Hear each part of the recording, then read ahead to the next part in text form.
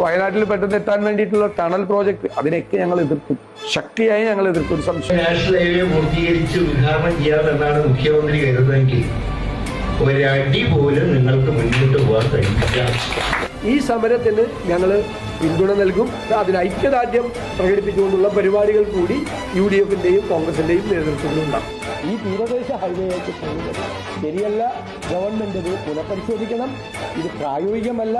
പാരിസ്ഥിതികമായും സാമൂഹികമായും ഒരുപാട് പ്രശ്നങ്ങളുണ്ടാവും. ഗവൺമെന്റിനോട് ഞങ്ങൾക്ക് ആവശ്യപ്പെടാനുള്ളത് ഇപ്പൊ ഇവിടെ നടക്കുന്ന ഈ പണി നിർത്തിവെച്ച് നന്ദിഗ്രാമിൽ നിന്നും കൊണ്ടുവന്ന മണ്ണും കൈമാറി ഈ വിഷയം അടുത്ത വരുന്ന 2 ദിവസത്തിനുള്ളിൽ പ്രധാനമന്ത്രിയും അതിന്റെ ശരിയായ രീതിയിൽ ധരിപ്പിക്കുന്നതുമായിരിക്കും. അധികാരത്തിൽ വന്ന ലൈഫ് മിഷൻ ഉൾപ്പെടെ രൂപപ്പെടുത്തിയ ഈ 4 മിഷനുകൾ ഞങ്ങൾ പിരിച്ചുവിടും.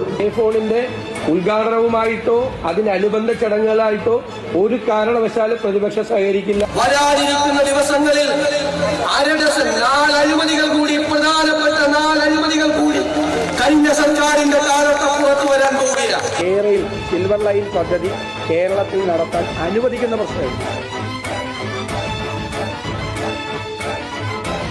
കേരളയിൽ വരും കേട്ടോ, എനിക്ക് യാതൊരു സംശയമില്ല.